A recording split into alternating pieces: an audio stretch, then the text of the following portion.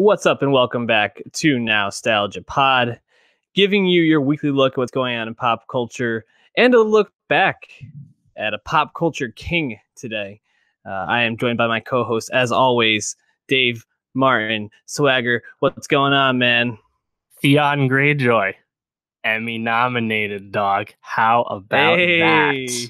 Hey, we're going to be talking Emmy noms and looking back at the career of Quentin Tarantino as a lead up to the very anticipated movie Once Upon a Time in Hollywood. But before we do, hit that subscribe button if you're watching on YouTube, and go to soundcloud.com/nostalgiapod to find all the ways to catch the podcast. Also, shameless plug to follow our Nowstalgia Best of 2019 playlist. Though we aren't talking music today, we are going to be adding songs from projects we like over the week. So check that out and stay up to date. Spotify. Dave, I mean, you said it, Theon Greyjoy. Give me your Emmy nomination thoughts. What stood out to you? Yeah, so I mean, that's a bit of a surprise. We'll get to that, but overall, I think it's a pretty good crop of nominated shows and performers. You have to remember that in the peak TV era, where there's about 500 scripted shows every year, many of them quite good, there's going to be omissions. So it's hard to think everything's perfect.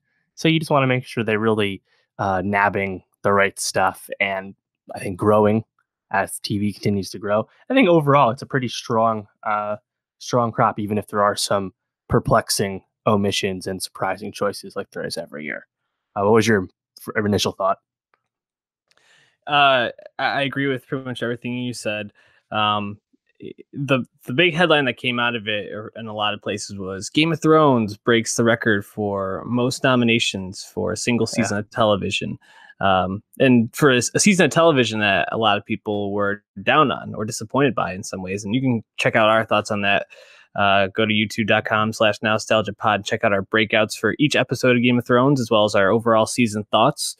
My feeling is Game of Thrones is, as we've talked about on the podcast, one of the last monocultural shows. And I think since this is the last time they can nominate these people, they wanted to kind of give them a little love, a little appreciation. It's almost like a show achievement award, so to speak. It's funny because I think if there's going to be 1 or 2 seasons that could break it, it probably would have been like that 2, 3, 4 season range where the show is really at its peak. But I guess that they'll take it. Overall, though, the thing that stood out to me was just HBO and Netflix dominating the nominations. I mean, 137 for HBO, 117 for Netflix, and then the next closest was NBC with like 58 or something along those lines. It's 60 awards separate the second and third most nominated station. What do you make of that? Yeah, and last year a lot of headlines were made about Netflix actually passing HBO for the first time last year. And, along those lines, Marvelous Mrs. Maisel, when it won for Best Comedy, was the first streaming comedy to win that prize. That's, of course, for Amazon. And then Handmaid's Tale Season 1 won Best Drama 2 years ago for Hulu. And Netflix, is last to the party in terms of like major prizes. Yet overall, they have the biggest breadth of high-end shows among those streamers, even if they haven't won the big prize yet. But I mean, it shouldn't surprise you that HBO is right there, of course, especially when they have Thrones and Veep this time around to get nominated once again.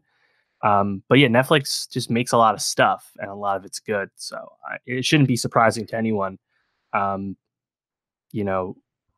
only having 20 noms. You think about. And like there are some Hulu shows that didn't get any love this year, like Shrill and Pen 15 and Rami, for example. I know new shows people like, but overall, you just got to remember that the cultural footprint and thus campaign dollars put in for Netflix shows just really trumps, but by choice of words, really triumphs, over Hulu and Amazon, which also kind of lacks a big volume of shows apart from like a big stalwart like Maisel.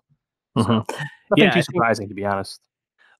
It actually, the ones that Hulu did get to were a little bit confusing. The Pen 15 writers got nominated for Best Comedy Writers, but then Handmaid's Tale wasn't up for Best Drama, but somehow its actors could be nominated, and it was a very confusing look. Yeah, it's because of season.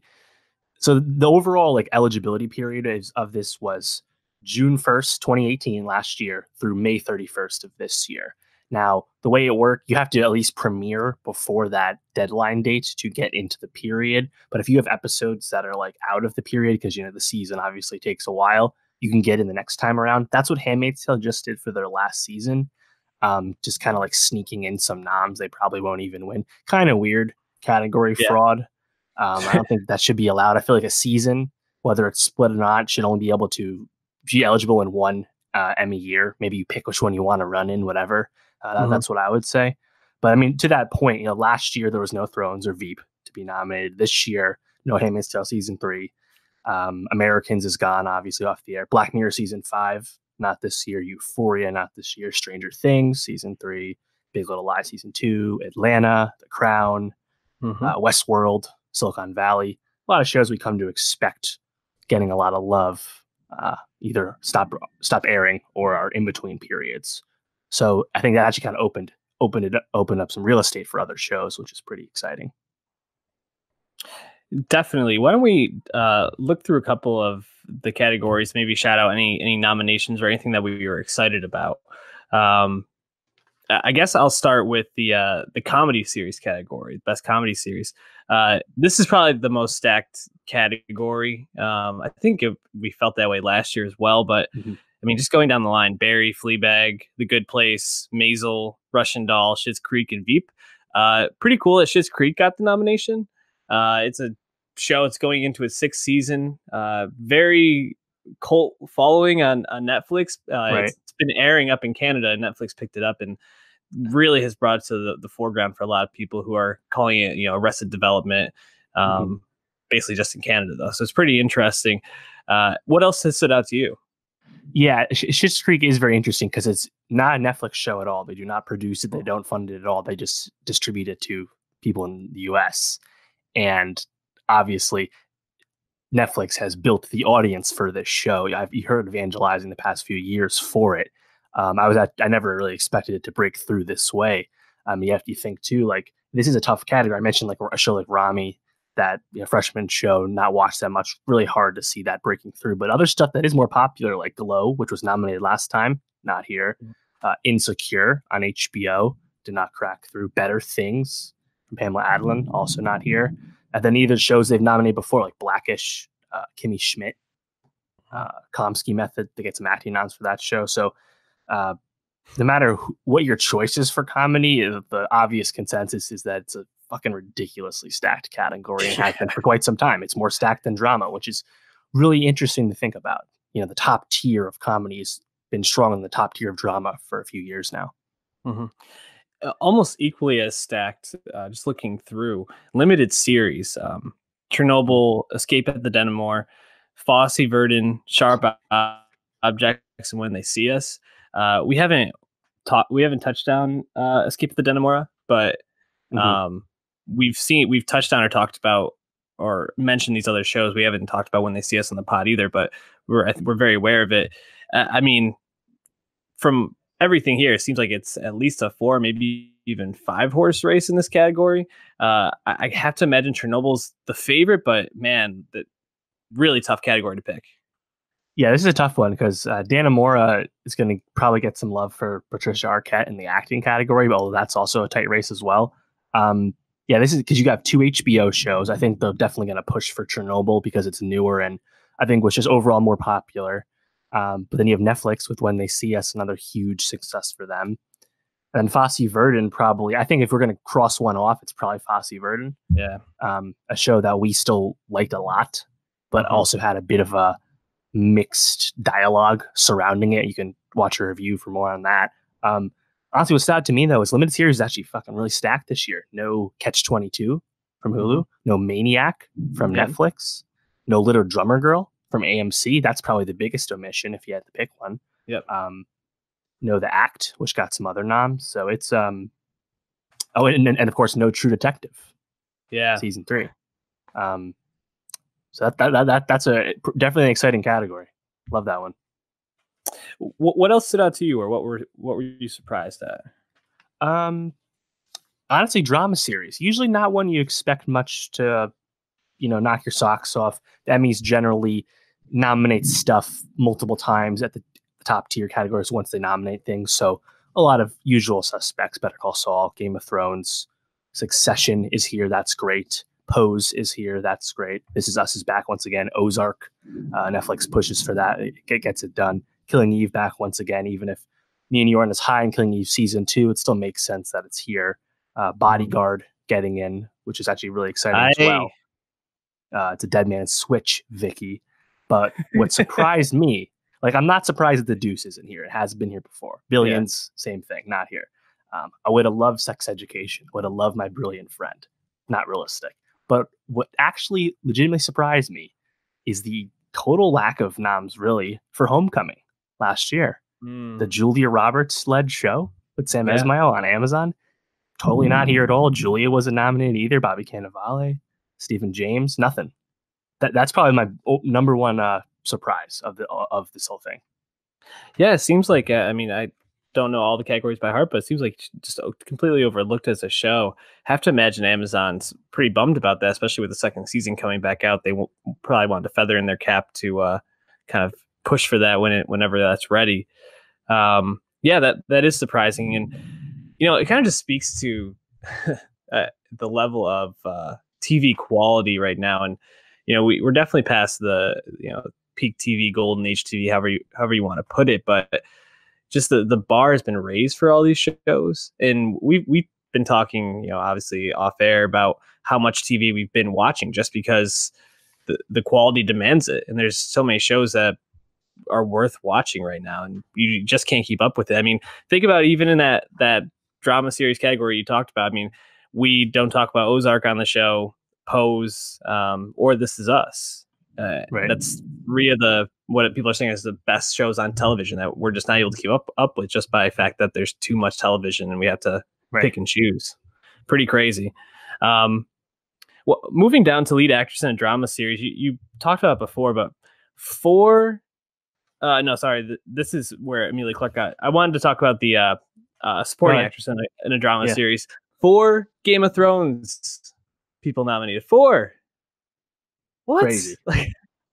And what just came out today, HBO did not actually submit for Gwendoline Christie, Alfie Allen, or Carice Van Houten. Melisandre got a guest actress nomination for the one scene where she spews some Lord of Light shit and lights some torches. Fine. Awesome. But man, I've never seen anyone walk out into a field the way that she did, though. I know, man. Turned dust. It was pretty badass. Powerful. But what sucks about this? I mean, obviously you're over nominated stuff, and if we're making choices, Lena Headey probably should have won in past seasons, but she has very little dialogue, and in the last season, she does not move around much at all. It's definitely just the weakest written Cersei season. Yet she's still here. So in terms of picking who the hell wins this category, it's pretty wild. I really don't know. Maybe they just go with Fiona Shaw, to be honest. I was gonna say Fiona Shaw probably would be my pick. I mean, Maisie Williams, I guess, because she had probably the biggest moments out of the 4. Maybe Gwendoline Christie. It's just so hard. I mean, to say. We're in the summer of Sophie right now. Maybe that'll impact voting as it's going on right now. I'm not sure. The one thing that does suck about the abundance of Throne acting noms in this category is that Rhys Seehorn from Better Call Saul has still not been nominated for her role as Kim Wexler, which is just horrible. Ridiculous, man. I mean, the fact that Gwendoline Christie, even though she was great in the scenes that she got nominated over her, is really just frustrating. Because every time we talk about Saul, we come back to Rhys Seehorn really is like the anchor of that. And without her, that show doesn't really work, and the audience doesn't get as much out of it. So definitely disappointing. Just kind of looking one category down, a bit of the same for supporting actor in a drama series. I mean, like you already mentioned, Alfie Allen got nominated, but Peter Dinklage and Nikolai Coster-Waldau getting nominated again. Then we have Two Stalls, a House of Cards nomination. Michael Kelly still. My God. Michael Kelly, and Chris Sullivan for This Is Us. What do you make of that category? Yeah, and as I mentioned, no Bobby Cannavale from Homecoming, and also probably even more disappointing, no Kieran Culkin from Succession. Would love to see that. Succession just criminally underrepresented in general. Hold on. Don't know if that came through. Yeah. Yeah, well, Michael Kelly had been nominated before for House of Cards, and it's just ridiculous that it's getting any more attention for this final post Kevin Spacey season. And Esposito hadn't been nominated last time either, so that's actually a bit surprising, I guess, just because Gus isn't in the show that much, No. Yeah, I'm not sure who the pick is here. It's probably just going to be Dinklage again because he won last time he was nominated, and he's won a few times already. So I wouldn't have a problem with that. He did have a good season for the final season. Tough one. Yeah, definitely a tough one. I'm just kind of looking through a couple of nominations I was really pumped about. Lead actress in a drama series. I'm pulling for Jodie Comer, like all the way in that. She's absolutely electric, and even if Killing Eve season 2 isn't its best work, it's still like she's still absolutely stunning in that show. NoHo Hank, Anthony Kerrigan getting that nomination in the supporting actor in a comedy series. Very exciting stuff. And also Barry just getting 3 in the supporting actor with Stephen Root and Henry Winkler getting the nod. That'll be interesting to see if they pull votes from each other. Maybe Tony Shalhoub will get the win there again for Maisel. Anything else that stood out to you, or anything else you're pumped for? Brian Cox, Succession, Richard Madden, as we said. I know some people are pulling for Jim Parsons from Big Bang Theory for his final go at it. Nah, I'm not gonna. There's no spilled milk there, as far as I'm concerned. Television movie. Deadwood did get nominated, although no Ian McShane or Timothy Olyphant, interestingly enough. Bandersnatch is that category locked up, dog. Yeah, Romanoff notably was not nominated in that category, which makes sense to me and you. I mentioned Chris Van Houten. Oh, that's right. Catch-22. No noms for Kyle Chandler or George Clooney. Kind of tough for the Hollywood stars, man. No Julia, no Clooney. Amy Adams is probably going to lose in her category. Laura Dern didn't win for The Tale last year. It's the notion that movie stars can come on the TV and just win awards by showing up. It's not really the case anymore. It's fucking spooky out here, man. Spooky out here. So some really good signs, though, I think, in the nominations. More than half of the writers in the comedy writing category are female, including Phoebe Waller-Bridge, a couple of the people from Pen 15. Amy Poehler and Natasha Lyonne from Russian Doll. Just really awesome that these shows are getting the recognition that they so rightfully deserve. I keep looking at comedy series, man, because Veep is such a staple, and you got the last season and it being so strong. I wonder if it'll get that like legacy award, or if the torch will continue to be passed. I mean, Fleabag would be my choice, but it's really stacked category. Overall, I'm really the last 2 times too. Yeah, that one's super competitive. Pose, another show that is getting a lot of love. It's a show we don't talk about much, but basically the premise is it tells stories about people in the 1980s and the Black and Latino LGBTQ community, particularly the ballroom scene in New York City. They got a best drama and best best actor. For Billy Porter, which is pretty awesome. Just overall, it's nice to see these sorts of shows getting recognized, even though they probably aren't the most popular shows or the most well-rated shows, on television. Feel bad for Richard Madden not getting that nomination for Bodyguard, but man, switch.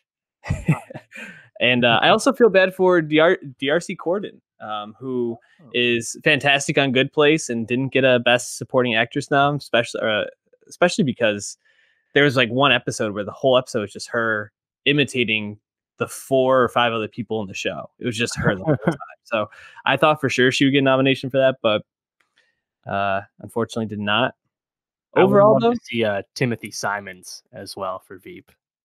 Yeah, Joe. Jonah. Oh God.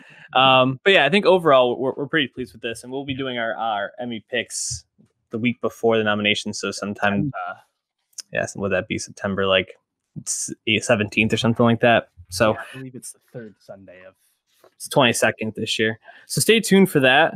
Why don't we move on to talk about Quentin Tarantino, legendary filmmaker, film writer, overall just person of movie making. So yeah, Quentin Tarantino, his 10th? This is 10th or 11th movie coming out. 10th, I think. Once Upon a Time in Hollywood, starring Leonardo DiCaprio, Brad Pitt, Margot Robbie, a lot of other really talented actors in it. Emile Hirsch, Margaret Qualley, Al Pacino having like a bit role. Yeah, Dakota Fanning. A lot of really good people in it. We're very excited to see that and to review that. And we thought, because we both really like Tarantino and think he's undeniably one of the greatest filmmakers of our generation or of our lifetime, we wanted to kind of run through his filmography, starting with Reservoir Dogs, obviously 1992.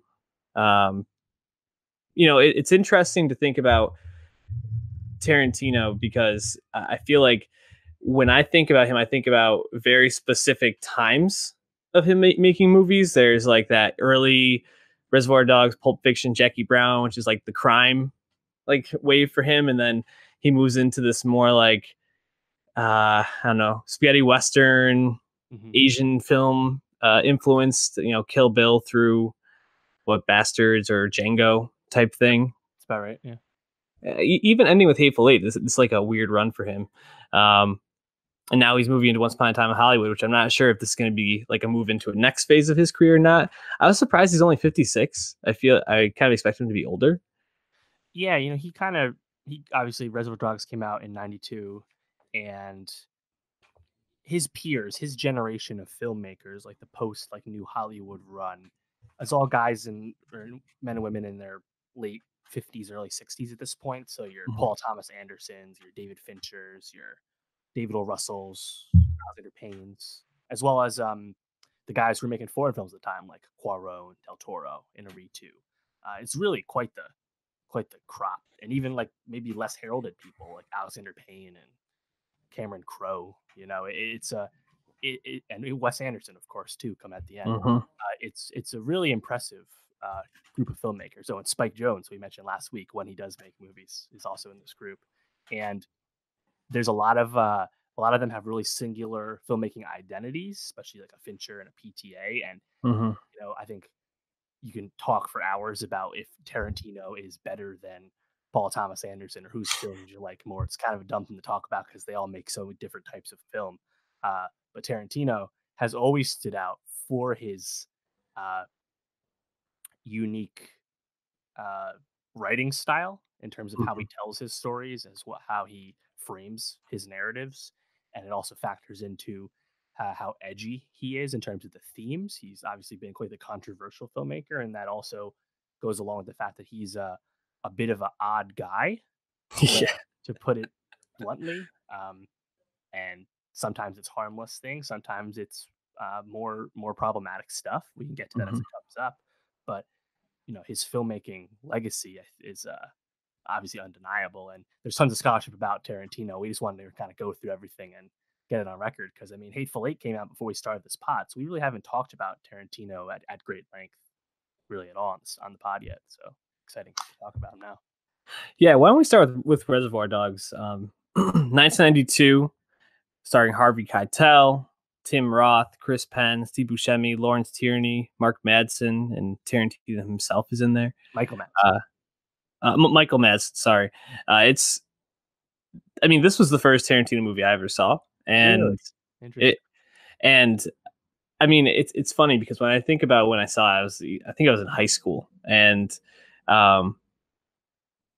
it really just drew me in for the aesthetic it brought. You know, it's these guys, they're walking in the same suits, they're walking next to each other. It's like this very stylized looking thing. And it's interesting because it's so sectionalized into the before and after of the film. You know, it centers around this heist that goes wrong, and it's the lead up to the heist, and Tim Roth working as this undercover agent who's infiltrated this group, and then the post heist and figuring out like who gave them away, who tipped off the cops, and I'm much more drawn to that second part, the like almost like a bottle episode of being stuck in this warehouse and like them interrogating each other and trying to figure it out. There's obviously the very famous scene of Michael Madsen torturing the guy that he takes from the bank, the cop.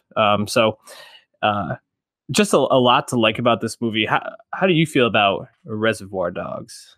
You know, come to think of it, I'm really not sure what the first Tarantino movie I've seen. Maybe it's Kill Bill. I'm not really sure. Hmm. Um, but either way, he's a guy who made a lot of movies before we were uh, had fully formed adult brains to enough to appreciate the movie. Right. So uh, I've actually enjoyed rewatching some of them more recently because I know I remember I watched some of these when I was, you know, a teenager or in college. Hmm. I just didn't quite fully appreciate, you know, what Tarantino does. But Reservoir Dogs, as you kind of mentioned, is really just it's really all dialogue. There aren't like set pieces. There's the brief chase when you watch Mr. Pink Buscemi like Hmm. run away, and there are some gunshots and there's a brief car chase moment, but it's really all about the dialogue in that warehouse and how the web everyone's weaving with their words and Hmm. uh, the nonlinearity of it all, which he has done in several other movies, is just kind of really, I think, really effective because again, you don't see any of the heist on its face. That's a really bold thing, especially for your debut movie. Um, Hmm. so I think that's what stands up and like holds up the best about this movie is that you have this world class group of actors, which is the case for all of his movies, really. But the fact that the script is so tight, and Tarantino is the sole writer of all of his screenplays, and Hmm. that script, I think, it drives the movie. It's the only thing there to drive the movie and inform the performances. And it's funny, he actually funded the making of this movie, which again is a super cheap movie, like made it for under $2 million, but on the sale of his True Romance script. Yep. So, and it's kind of heralded, I guess, as like the start of a new wave for independent film, and he kind of kept that going because this movie was made with Miramax, Yep. and Tarantino's relationship with Harvey Weinstein is prolific from a filmmaking Hmm. perspective, but also is not without its issues. But yeah, this is the start of that. You know, Yeah. too. You know what? When I think of Reservoir Dogs, I think about all those little glimpses of when you really start to get a sense of Tarantino's style. And you talked about the dialogue and how that's like the real driver of the movie. And you think about like whether it's Tim Roth on top of the building with his cop partner, kind of running the lines, making sure that he knows his whole backstory, understands all the steps.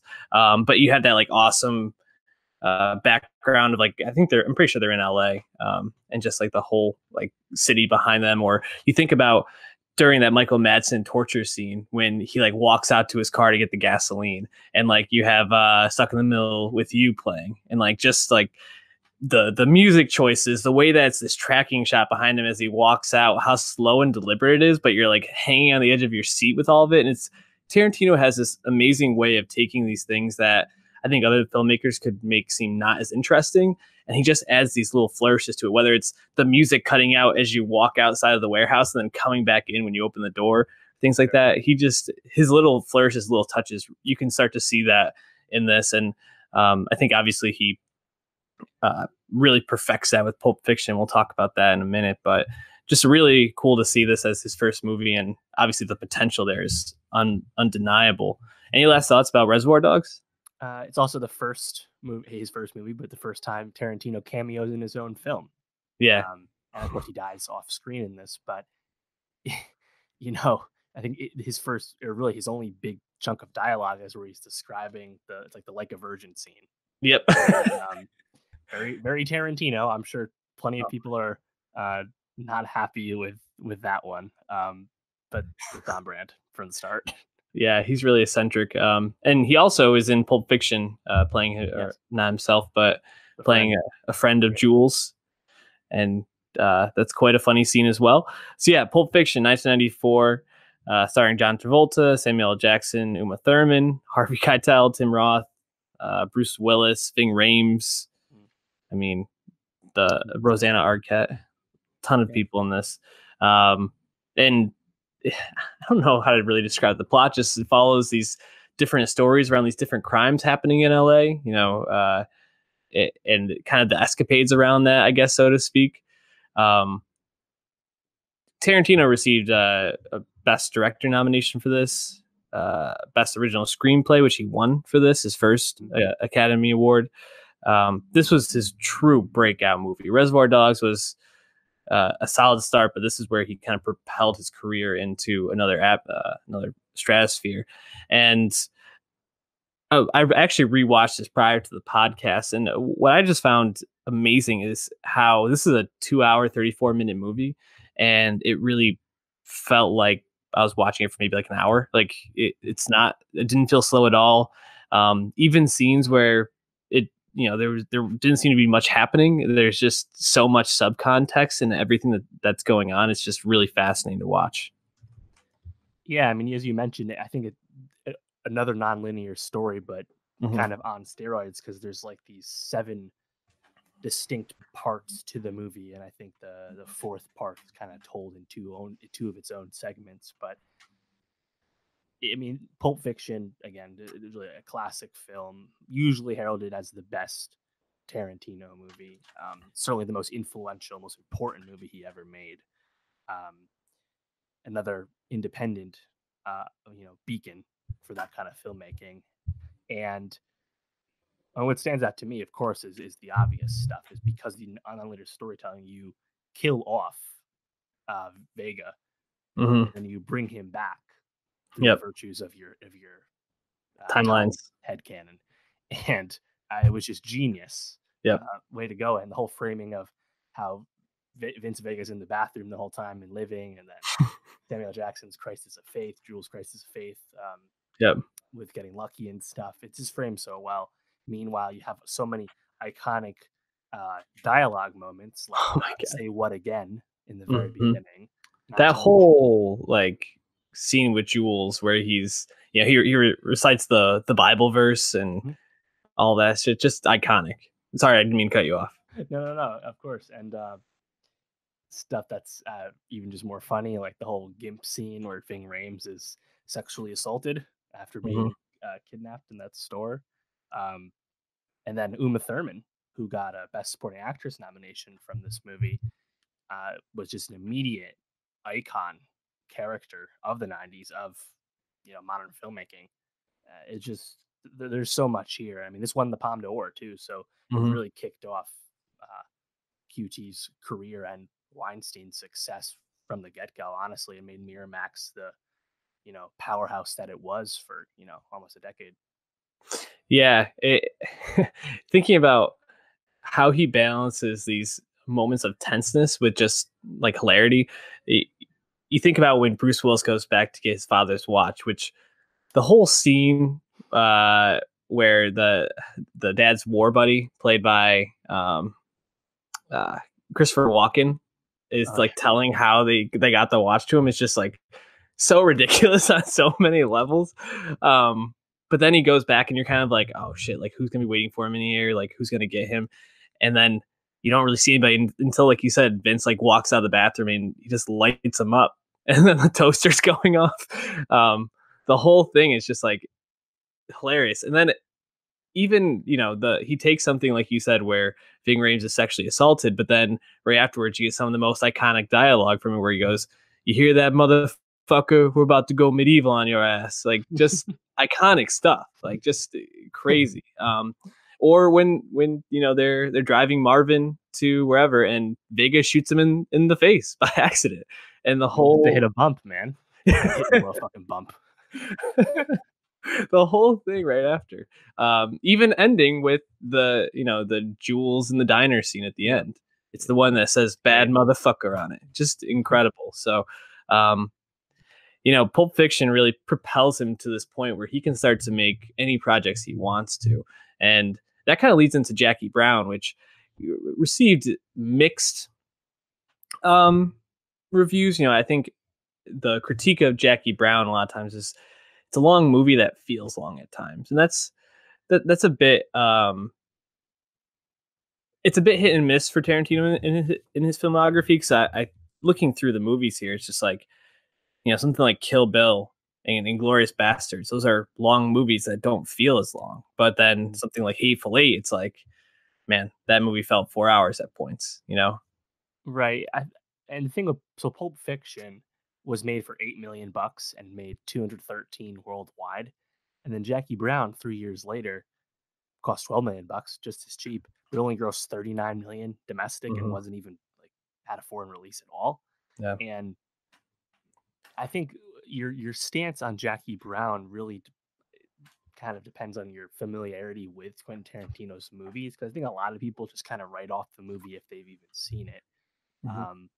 And there's also a lot of film head cinephile people that like really ride for Jackie Brown as like top tier Tarantino. I think it's definitely perhaps at the top of the list for Tarantino movies that you appreciate more on a second viewing, once you understand what you're watching and how it's working. Because I think the movie is still quite successful and it's a good movie. And the way Samuel Jackson is characterized is great. And you have Robert De Niro playing very off type at the time. Um, in a good role as well. And of course, Pam Grier really carries the movie.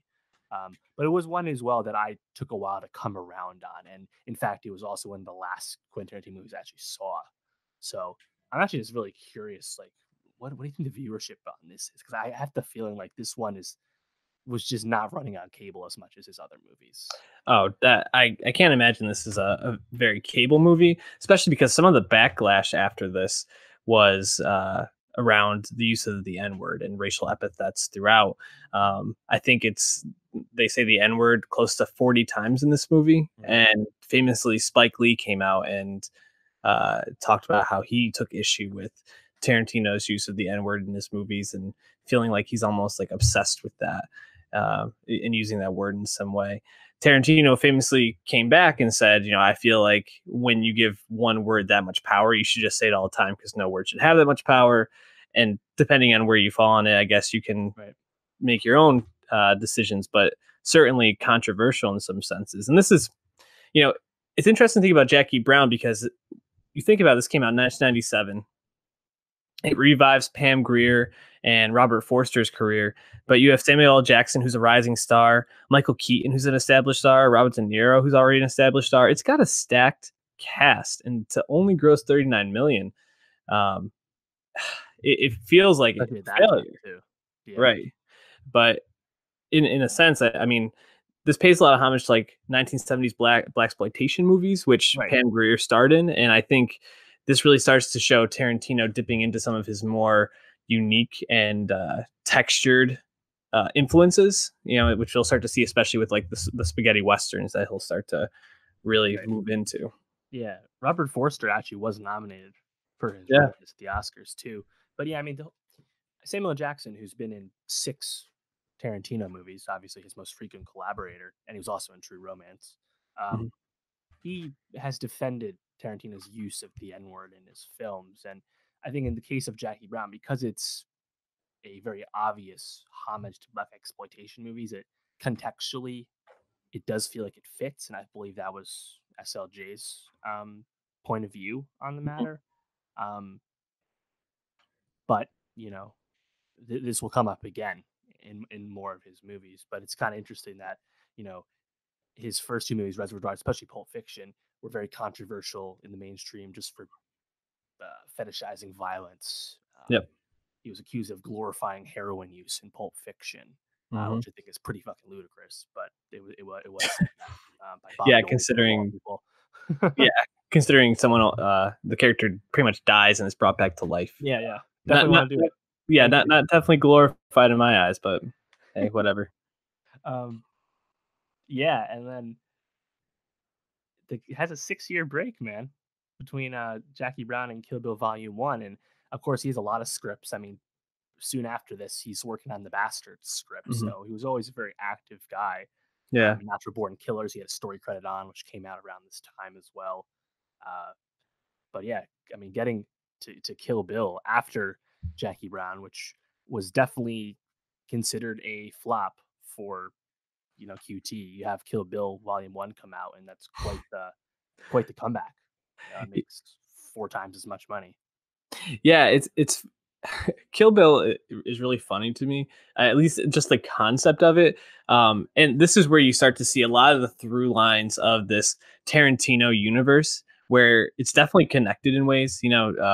So you think back to Uma Thurman's character in Pulp Fiction, and while she's sitting in the diner with Vega, she talks about this role she played on TV, where there's these 4 assassins, and each one is this different type. And when you when you think about it, I mean, basically she's describing Kill Bill, and then she's playing the character she would have been in that TV show. It's fucking fascinating. He just doesn't make a big deal out about it. Right. Nowadays, I mean, you can never do it this way.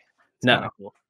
And I mean, even thinking about like Reservoir Dogs and Pulp Fiction, it's like Vega and Jules wear the same suits that the Reservoir Dogs guys wear. So there's even the idea that maybe there's some connection there. And there's other ones that we'll talk about as we go through. But Kill Bill was originally pitched as a 4-hour movie. Tarantino wanted to put both 1 and 2 together and just put it out there. And it was one production. He made them all. Made it all at once. And it feels that way. If you watch them back to back, you can tell it was all made at once. It's very singular, but it's just funny to me that he just wanted to like put it out there that way, and the studio had to be like, "No, you're not putting a 4-hour movie out. No one's buying tickets to that." I mean, Harvey knew his stuff. Yeah, for making side. but obviously starring Uma Thurman, Lucy Liu, Vivica A. Fox, Michael Madsen, Daryl Hannah, David Carradine, Gordon Liu. This is like, his real kung fu martial arts movie. His real ode to the Asian films that he really liked growing up. This team of assassins is taken out by the bride, who is seeking revenge after this team led by who's under Bill tries to kill her and her unborn child. Yeah, the movie. I think about Kill Bill. It starts off where it has this like awesome opening, and then she's kind of stuck in the hospital there, and she's in a coma and being sexually assaulted in there, and then you slowly see her like start to rise, and like the way that she like breaks out of that, it's like this escape scene, and then it moves on to her just like tracking down each one and having these like individual fight scenes with them that are also memorable in such different ways. Like the Vivica A. Fox one is this inside this house, and while her kids are home, she's like having this fight and then like stopping and starting. It's awesome. And then you think about the one with Lucy Liu, and it's like this incredibly grand one where she kills like 200 people or something like that. Crazy 88s. Yeah. Blood splattering, goes to black and white, quick cuts. Yeah, it's doesn't even go to animation at one point too. Yeah, I think it does. Yeah. Yeah. And then it just the movie doesn't abruptly end. It almost ends at the perfect end point given the 4-hour runtime we were given here. But yeah, it's funny because Kill Bill I was talking about them in tandem. They come out a year apart. And Volume 1 just has tons of violence. You mentioned all the one-on-one duels, and of course the Lucy Liu Gordon Liu fight. Tons of people die, as you said. And then Kill Bill Volume 2, there's really not much death at all. Especially at the hand of Beatrice. She's not really killing that many people. And I think just the way the movies starkly change is really interesting. I think overall it's a fucking awesome overall story, the way it's told. Again, another non-linear thing from QT. But I think I find Volume 1 more fun to revisit just because I think some of those scenes are just fun to watch on their own, pull apart. Obviously, the crazy 88 scene, just a ridiculous set piece. It's awesome. Yep. But the beats with Bill at the end of Volume 2, I don't think they hit as hard unless you just watch the rest of it, So I think it just kind of depends what you're looking for. But I really ride for Volume 1. It's definitely one of my favorites. And yeah, I just think there's just so many cool things you can just kind of jump in and appreciate. And I mean, Uma Thurman, crushes it. But what I will say about Volume 2, that I always have a hard time ranking it because of my love of everything with Pai Mei when she goes to the train, which is just a Yep. flashback in her head. And even though he does have some misogynistic marks, I mean, when he's like, "Bitch, do you speak Cantonese? You dumbass? No, you don't." Like, he's just such an asshole. It's awesome. And then Yeah. the whole thing where they fight and he just clowns her ass. It's great. Mhm. Um, and we have a scene from that in our channel trailer on youtube.com/nostalgia Yeah. pod. So check that out. But yeah, Volume 1 is probably my go-to of these two, obviously. No, But it is totally. also important to note that another controversy came out of from Tarantino with this because Mhm. of uh, pressuring Uma Thurman into doing her own stunts in a Yep. unsafe car on a outdoor track, and she really fucked up her knee and her neck, I believe Mhm. is how it went, and she was not happy with how this went, despite and she felt she was just pressured into doing something unsafe. And it does seem like they've kind of mended the bridge since then. Maya Hawke, Uma's daughter, is has a small Mhm. role in Once Upon a Time in Hollywood, but another strike on his judgment scale. Let's put it that way. Yeah, he in almost every aspect, I think, embodies the idea of like creative genius. But I think that then pushes him for perfection with some of these things, and to the point where I think he doesn't want to cut corners, doesn't want things to feel inauthentic if he can help it, and that sometimes leads him to not always have the soundest judgment in terms of safety or maybe how things will be perceived. But I agree with what you were saying about Kill Bill Volume 1 over Volume 2. Definitely just more fun to watch. If we had to do a rewatchables, I would definitely say Volume 1, Kill Bill. Just so awesome. Why don't we move on to Death Proof, 2007. Kurt Russell, Rosario Dawson, Rose McGowan, Sidney Poitier, and also Mary Elizabeth Winstead. Yeah, Uh, young one. Yeah, young in this. Kurt Russell plays a murderous stuntman who murders young women in staged car accidents. This is actually a movie I haven't seen. I thought I'd seen every Tarantino movie. I was looking at his filmography. I was like, Death Proof, huh? And it was released as part of this double feature with Robert Rodriguez's Planet Terror. It was called Grindhouse, Yep. as a ode to old Grindhouse flicks. So um, I can't really talk too much about the quality of it, but I do like uh, the concept and Tarantino just continuing to be his weird self and having these homages to these like very niche like film I don't know, film traditions in a sense. He really rides for these things that fall in Mhm. and out of style.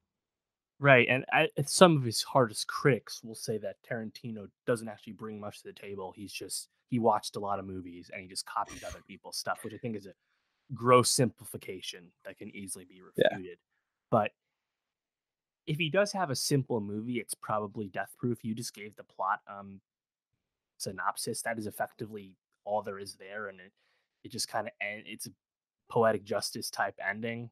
Uh, Simple metaphor. I don't know. It's my least favorite of his. It was the only QT movie I watched, and I was just like, I looked at the person next to me, and I was like, yeah, that was good. Not offensive or anything, but coming off Kill Bill, coming off his '90s run, it's a bit disappointing. And at the time, this was his most expensive movie to date, 67 million. Yet it only grossed 25 million here in the states and like less than 500K worldwide. So a bit of a flop, and like even more so than Jackie Brown, it's just something that people just don't know he made. I mean, to your point, Mhm. you didn't even really know about it. And I like lots of parts of. I mean, there's a lot of car stuff. Obviously, as the synopsis suggests, a lot of that looks great and is done cool. And Kurt Russell, I think, is good in the movie. So is Rosario. Rose McGowan's really good in a Mhm. smaller role as well. But yeah, I think it's a little simpler, and like it's Mhm. cool, like it's a cool idea, but it's not as grand or as special. Not special at all, really, as some of his other stuff. And this was his first one since Miramax like folded. It was under Dimension Films, which was just another Weinstein film. The rest of his movies were under the Weinstein Company, but it was still Mhm. under still with Harvey and stuff. But yeah, the double feature bill of it all is pretty interesting. And he had worked with Robert Rodriguez before, of course. He was a partial director on Sin City in '05. But Mm-hmm. yeah, if he has a miss on the resume, it's definitely this one. Yeah. You want to move on to Inglourious Bastards? Boy, do I. All right. Oblige him.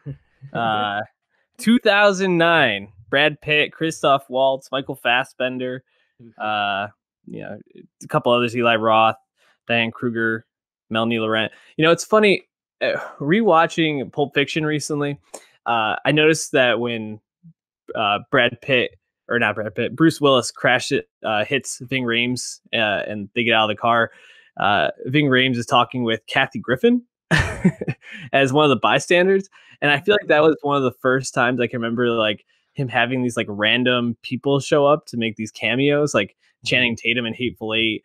But Inglourious Bastards with Mike Myers, just like I feel like that was the first time I was like, oh, he really has like the most random people just show up in these things. Daniel Bruhl has a good role in this as well. Yep. But man, Inglourious Bastards, probably, I mean, this is definitely top 3 Tarantino for me. It follows these 2 separate plots to kill Adolf Hitler and Nazi leadership at the end of World War II. One by Shoshana, and one by Aldo's Bastards. Bastards. Where do you fall with Inglourious Bastards? You a fan? Oh, of course. Yeah, I think I have this 3 or 4 on my rankings. Just because it's our introduction to Christoph Waltz in terms of Hollywood roles, and it's such a memorable introduction because it's literally the beginning of the movie at that farmhouse scene, which is really immaculately paced movie, right after the title card stuff, classic Tarantino opening. And then you just have this nausea-inducing intensity as was Landa just kind of breaks down this farmer, right? Yeah. For harboring the Jews in his floorboards. And while Christoph Waltz is someone who, as we've grown more familiar with his performances, and we get it soon again with Django, it's more it's not as new or as fresh as it once was. It was just such an amazing coming out party that he just immediately took over the movie. And of course he won the Oscar for this role, best supporting. And that's something that like really stands out and holds up today. But then on the other hand, you have something that he's not in at all. The that tavern scene, that bar scene, where Fassbender has his brief moments, and yet again, it's just incredible stuff. So even I know some people, like some critics, think the movie is like really messy, and while Waltz was great, it just was kind of jumbled. But it's really just a bunch of set pieces, and I feel like almost all of these set pieces are so dynamite that I don't understand how you can be too critical of it. Yeah, and they're so dynamite in different ways. You talk about that opening scene where it's Waltz just like methodically and slowly tearing this guy apart at the seams, and he switches over to English and he's like, "You're hiding the Jews in your floorboards, aren't you?" And the guy just is like, yes. But then like you talk about like the bar scene and Fassbender and everything going on there, how the multiple spies are like all working on these different levels, and Fassbender is just absolutely electric in that scene, dude. Like when he finally says like, well, old chap, if this is it, I hope you don't mind if I go out speaking to kings. Like that line is just like, whew, like that is pure movie making right there. And then you think about them in the theater at the end, and you have the bastards kind of sneaking in there, and that's probably one of the funniest like Tarantino scenes just in general, with like Brad Pitt and his crew having to fake being French and Italian Gorlami, like just the way that they keep saying like their names is so ridiculous. And then it ends with this really creepy film or that shown of Shoshana burning down the Nazis, and the way that shot and the way that, like the terror in that scene kind of comes out, it's just so perfect. You know, I would probably put this one or two, maybe even three, thinking about it. But I think this is probably when he was at the height of his powers. I mean, um, this is this is the most money that he had ever made in a movie, and then Django obviously will top that just 3 years later. But I think this really pushes him into that stratosphere of like, this is a legendary filmmaker. Kill Bill got a lot of love, but then, like you said, he had Death Proof. So there was like a 5-year layoff between Kill Bill and Inglourious Bastards. And I think this is when he reestablishes himself as like a modern genius. 15 years after Pulp Fiction. Crazy. Any other thoughts on this? Yeah, it's also really cathartic to watch Goebbels and Hitler get fucked up in an alternate reality after all. And as you mentioned, there are just some really memorable side characters like the Bear Jew, of course, Eli Roth, and Teddy fucking ball game. Family Pack. Ran the Lansdowne Street. Like you mentioned, though, there's catharsis in watching Goebbels and Hitler kind of get their comeuppance, but that actually drew some controversy in terms of people saying, does Tarantino, not a Jewish American, have the right to like make a film like this or tell this story? Right. And I get that sentiment, but part of that was like, it's Holocaust erasure, or you're making the Jews like the Nazis. I don't think anyone with a brain really takes that away, No. Like, it's not a pro-Nazi film at all. And it's, if anything, it's embodying the anger of the Jewish people, if anything. And yes, Quentin Tarantino does not have roots from the Holocaust personally, but does feel like he's capturing the sentiment to me. And I'm not Jewish, so I guess don't matter what I think either. But Right. yeah, I don't know. It's funny because you check Rotten Tomatoes and you wouldn't understand that there actually was a lot of critical up and down this. It's funny because I mentioned some people just think the movie is structurally just off, and other people just have these really hard top level thematic problems, as you said. So another one that I think has aged well, and I think a lot of those concerns have faded away. You just don't hear them talked about that much. I mean, in terms of the problems with Tarantino's movies, this is towards the bottom of the list for most people. I feel like the N-word stuff definitely will come up first, and even his treatment of female characters probably as well. But another talking point that accompanies his movie, which is on brand at this point. And then Django, 2012. Django. Jamie Foxx, Christoph Waltz again, Leonardo DiCaprio, Samuel L. Jackson, Kerry Washington, Walton Goggins, Jonah Hill. Yeah, another one of those cameos that's just like fantastic. Yeah, shows up and kind of steals the scene he's in. Tells a story. These hoods. Yeah. Listen, we're all grateful to your wife for making the hoods, okay? We can all agree that it could have been done better next time. Cameo. So good. This follows the story of Dr. King Schultz, a bounty hunter, goes out kidnapping outlaws, bringing them in to get the reward. He buys Django, or I guess takes Django to help him find some outlaws, and then feels compelled to help Django find his wife, who he's been separated from, and which leads him to the plantation of Calvin Candy, played by Leonardo DiCaprio. This was, in college, probably my favorite movie. We watched this dozens of times my junior and senior year. Just really, really wonderful.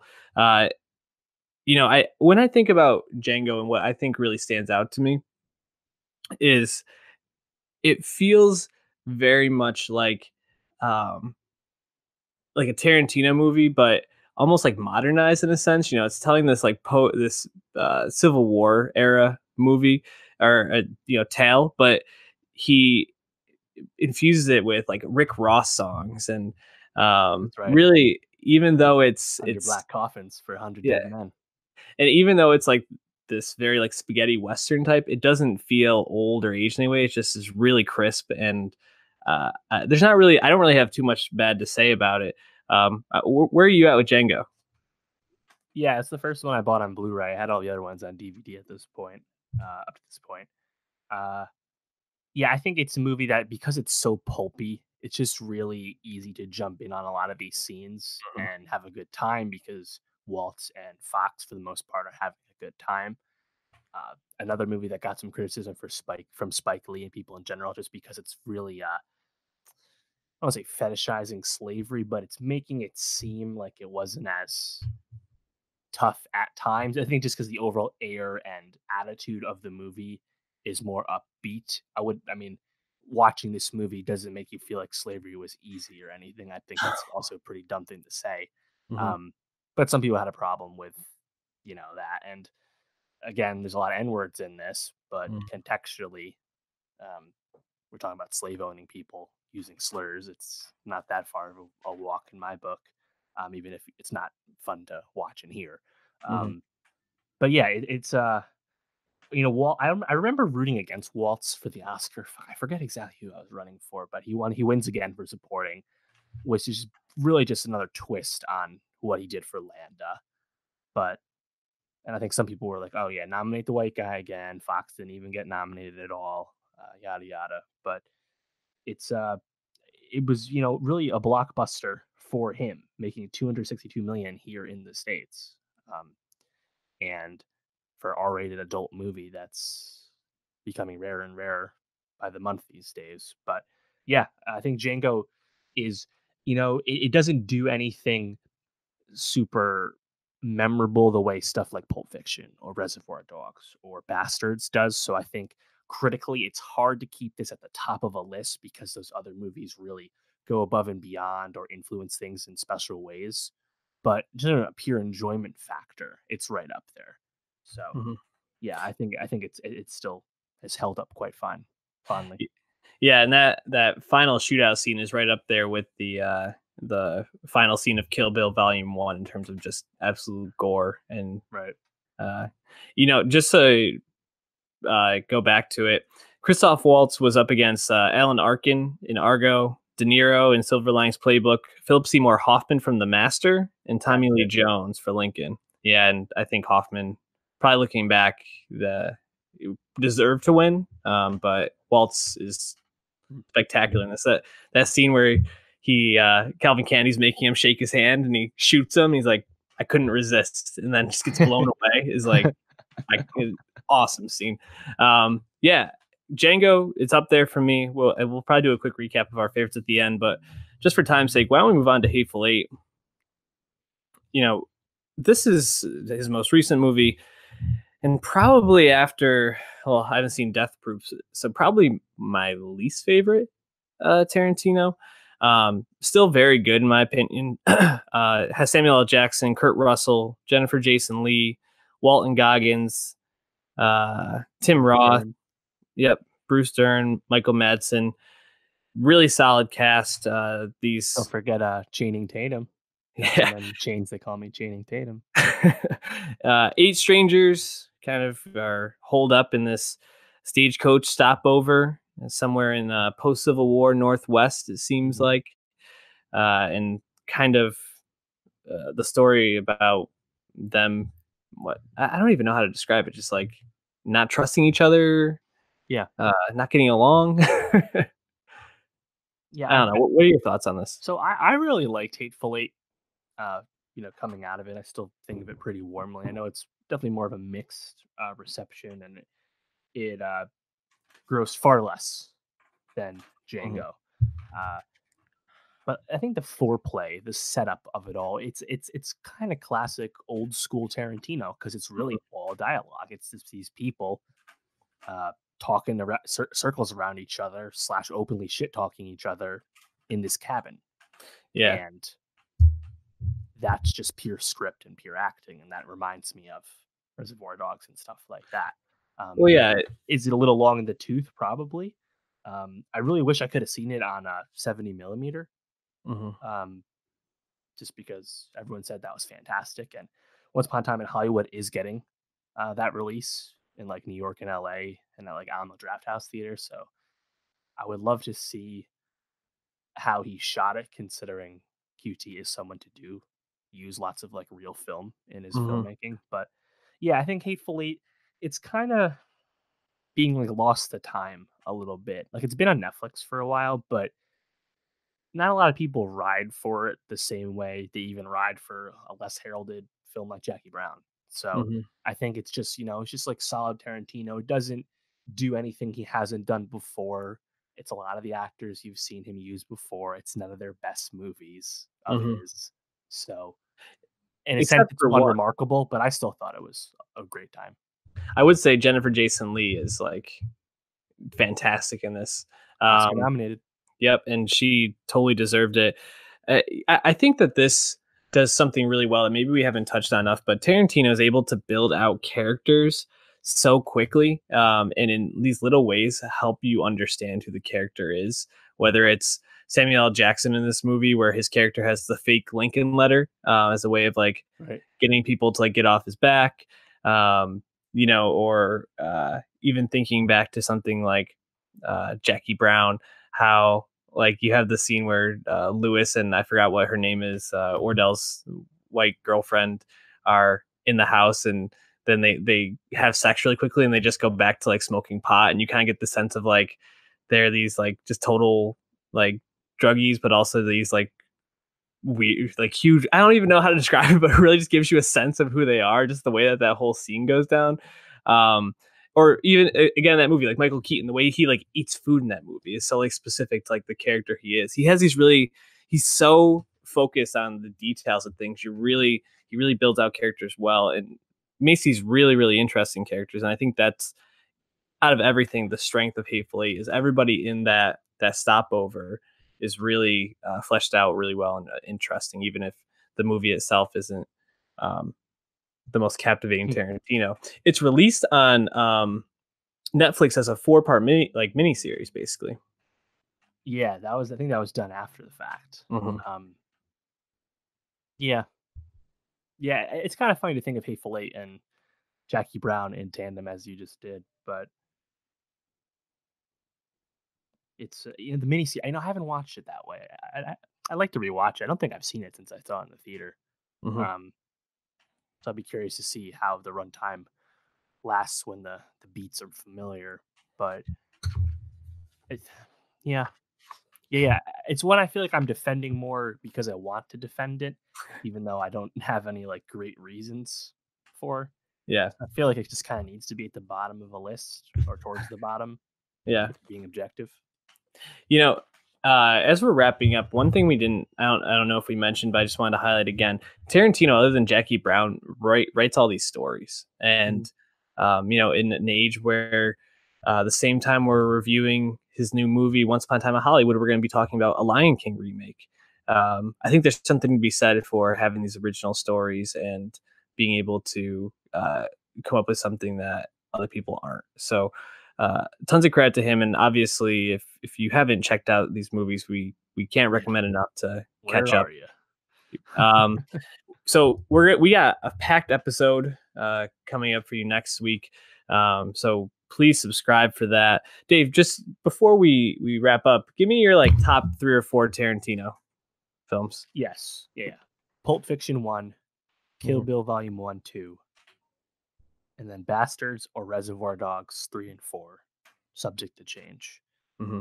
Then I'll have Django, then Jackie Brown, Kill Bill 2, Hateful Eight, Death Proof. That's the whole list. Yeah. Jackie Brown might be too low for some people, but I think overall there are certain tiers that are pretty unimpeachable in Mm-hmm. this filmography, and it comes to personal preference for how you sort those tiers out for yourself.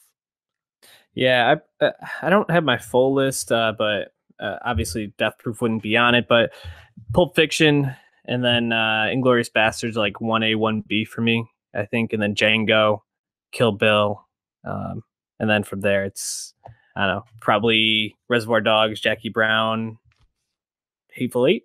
So I agree. I think that there's certainly the cream that's at the top, but the whole body of the dish is worth chewing into. So certainly, definitely do that. So on top of Once Upon a Time in Hollywood and Lion King, what else are we gonna be talking about next week, Dave? The Farewell from Lulu Wang with Aquafina. Cannot wait to talk about that. Big Little Lies season 2. Rich Brian's new album, The Sailor. YBN Corday's debut album. Chance the Rapper's, in heavy air quotes, debut album. As maybe some Marvel news out of San Diego Comic-Con. A shit ton of stuff. So keep up on it. Yeah, subscribe. Go soundcloud.com/nostalgiapod. Go to Twitter @nostalgiapod and follow us on Spotify. Nowstalgia Best of 2019. We love you. We appreciate you. Go see Once Upon a Time in Hollywood. Peace out.